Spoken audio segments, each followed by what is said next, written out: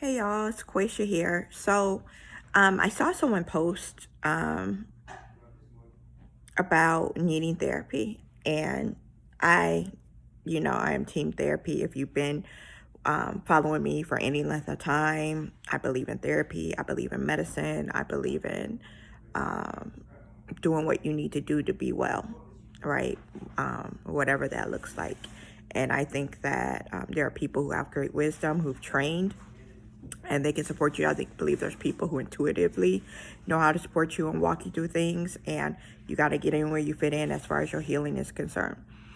I know like therapy is a word that gets thrown around a lot, and for some people who that hasn't been the norm in their family, they have no idea where to get started with that. Like, how do you get started with therapy? How do you know if you have the right one? How does it get paid for? So this is just a quick tutorial, like therapy 101. Okay. So when the first time I had therapy was my husband is a service member. And so I, made an appointment, went on base, and it was just not a good fit with the person. I knew I needed it. There was a lot of overwhelm in my life. This was like, I'm going to say this is within President Obama's first term. We had come back to the States from Japan. So it's probably like maybe 2010 or something like that. And I had always said one day I'm going to get one. And then I don't know what made me actually go and do it, but I made an appointment and it just wasn't a good fit. I had my children really young. I had my first son at 19, and then I had my 4 years later, my next one, and then 10 months after that, my next one. So I'm in my early 20s with 3 kids. And my husband and I have been independent and on our own, like from jump. And so what I needed in my life, it couldn't come from someone who was younger than me, without children and hadn't had that experience. Interns are great. They may work for a lot of people, but I say all that to say is it depends on where you are in your life and what they have to offer. And that particular therapist, bless her heart, was great at listening, but she really had no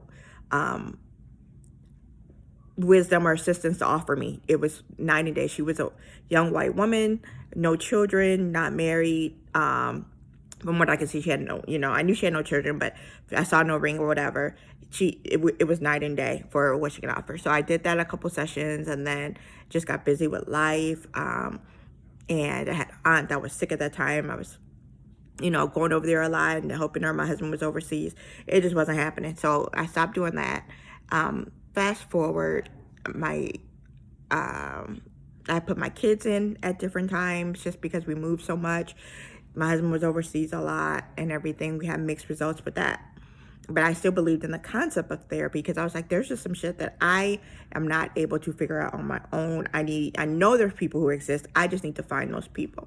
So we get to Virginia like in 2015. By 2016, I'm having these massive panic attacks, like driving to work. I'm having panic attacks, having panic attacks at home. And I didn't even really know what panic attacks were. I just knew that like I felt that I was going to die. And I was really upset with myself because I'm like, there's so much I want to accomplish and I'm breaking down. And I really believed in the trope like of just being strong, just pushing through, being a like super duper person. I don't know, but it wasn't working. And so I ended up doing, I felt like had no time, which was another clue that I needed therapy because I felt like even going to some place for 30 minutes or 45 minutes a week would be asking a lot. But I did what I could do, which was get it on the phone. And so I ended up doing Talkspace, the Read podcast.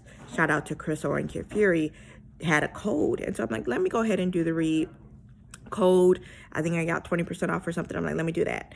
And one thing that was dope about Talkspace was that you could say what type of therapist you wanted. So I said I wanted Black, I wanted female, and I wanted someone who had dealt with trauma.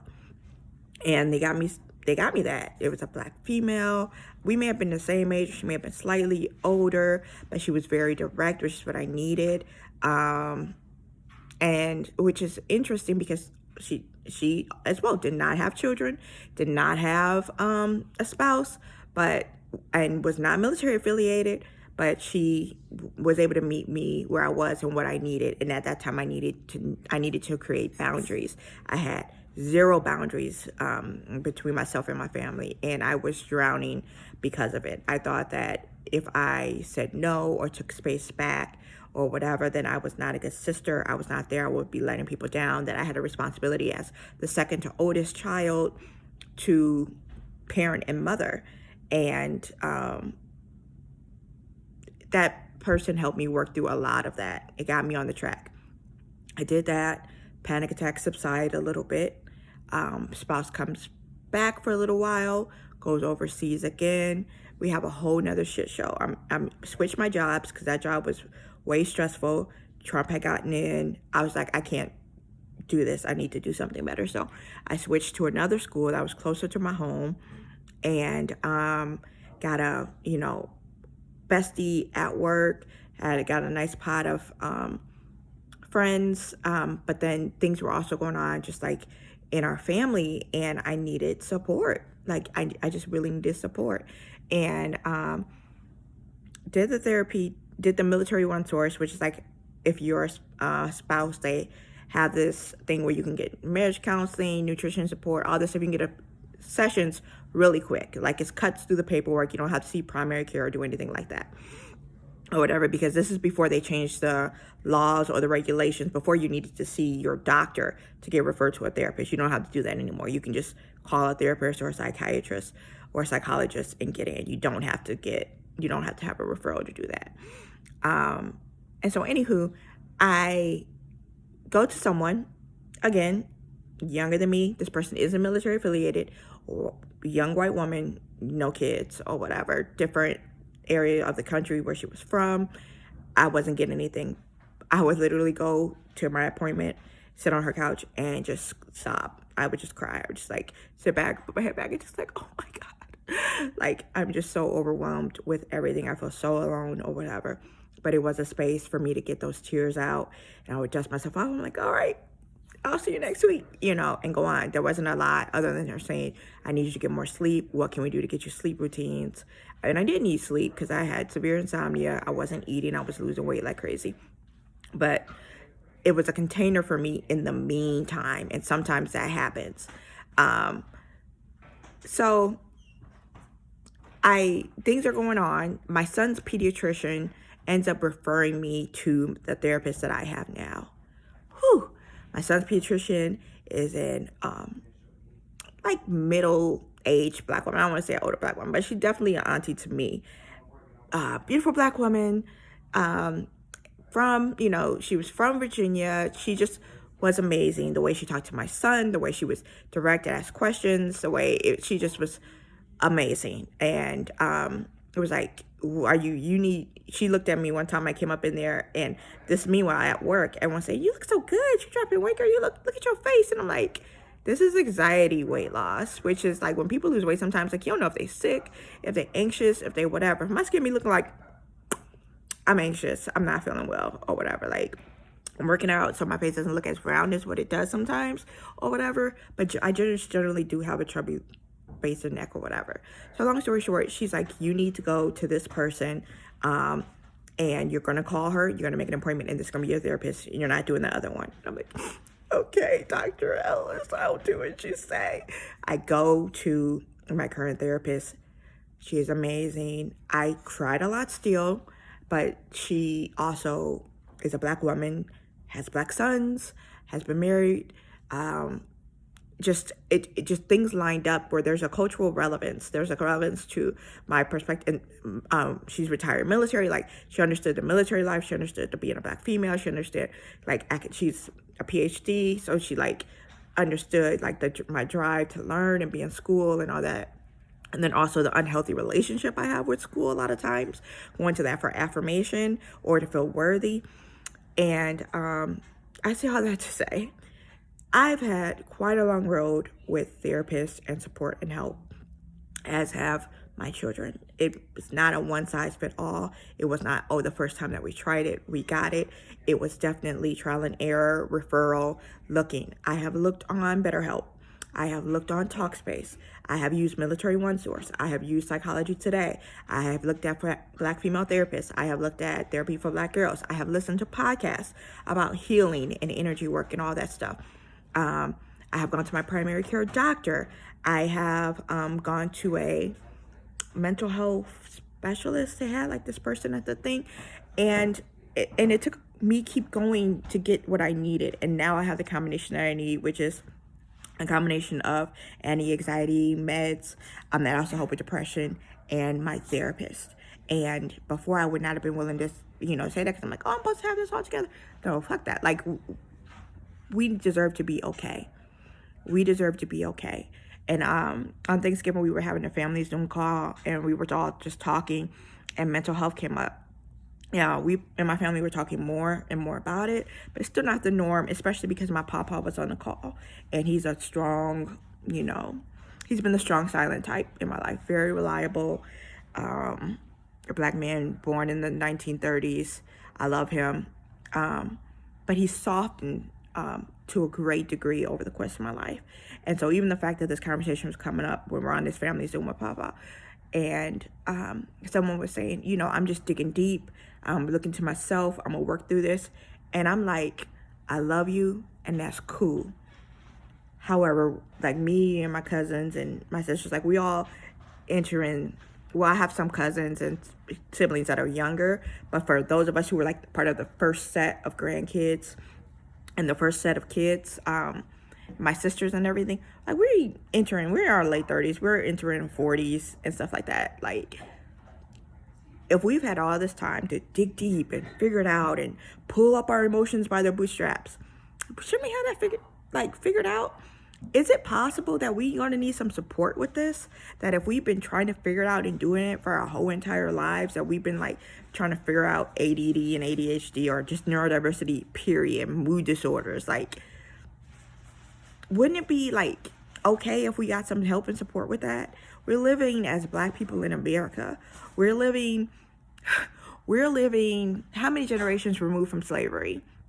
So that would be mine, my mother's, my grandfather's, his father's, his grandmother was a firstborn free person. Five generations removed from slavery, right? We ain't 5 generations removed from Jim Crow, or and we definitely not no generations removed from stand your ground. So it's like there's still massive amounts of violence and inequality and things that people face. And if you come from a family that already has anyone who's ever had schizophrenia, anyone who's had a mood disorder, anyone who's had depression, you deserve to be helped and supported.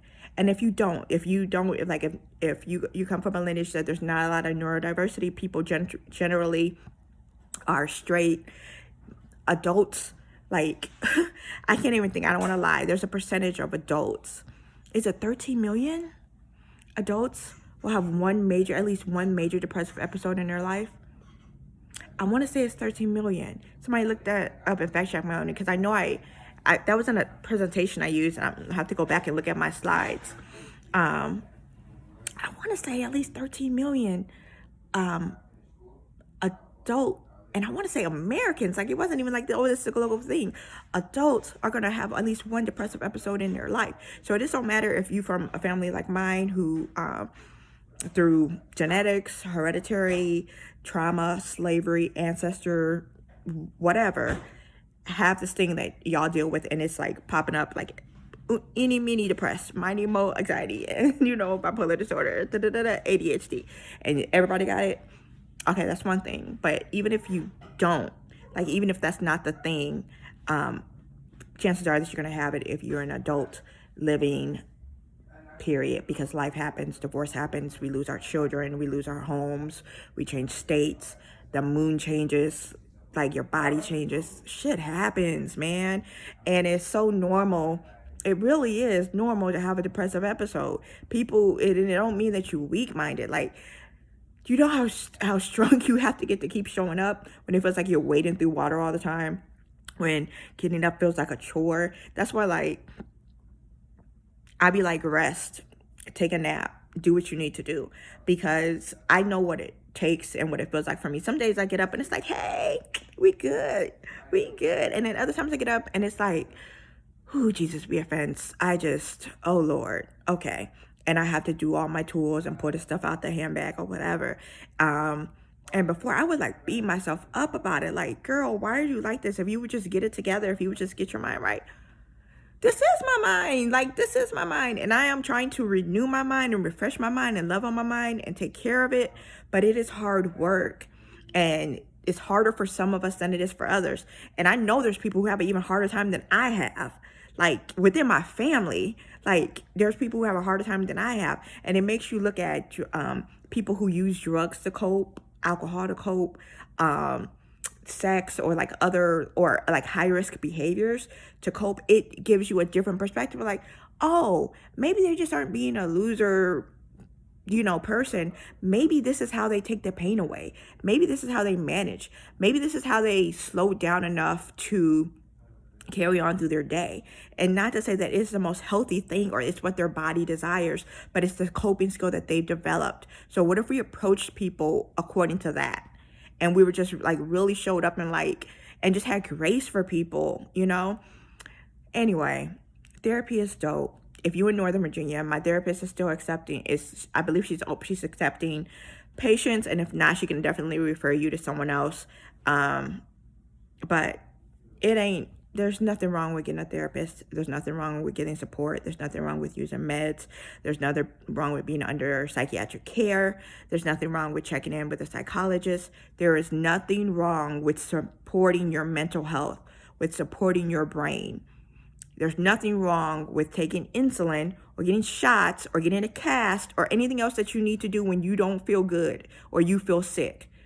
So miss me with that, you just got to tough it out. If that's your mantra, that's cool. That's not my ministry. I wish you well. I wish you the best. But I speak for the girls that need some extra help and support, right? And I've tried to do it by myself. It was whack.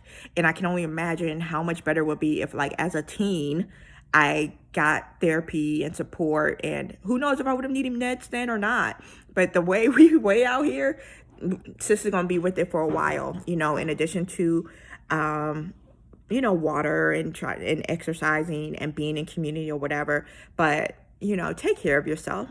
Take care of yourself. And if people got stuff to say or they don't understand, find you a community of people who do, because it is real out here. Like before the pandemic, it was real out here. Before, George Floyd and Breonna Taylor, it was real out here. Like, it's been real out here. It just keeps getting more and more difficult for people to manage their emotions when you locked up in the house, when people keep getting murdered, when people lying on national TV, when, people trying to throw out votes, when you're not sure if you can eat, when your kids are online. It's just more real. So we deserve more grace and we deserve more help and support.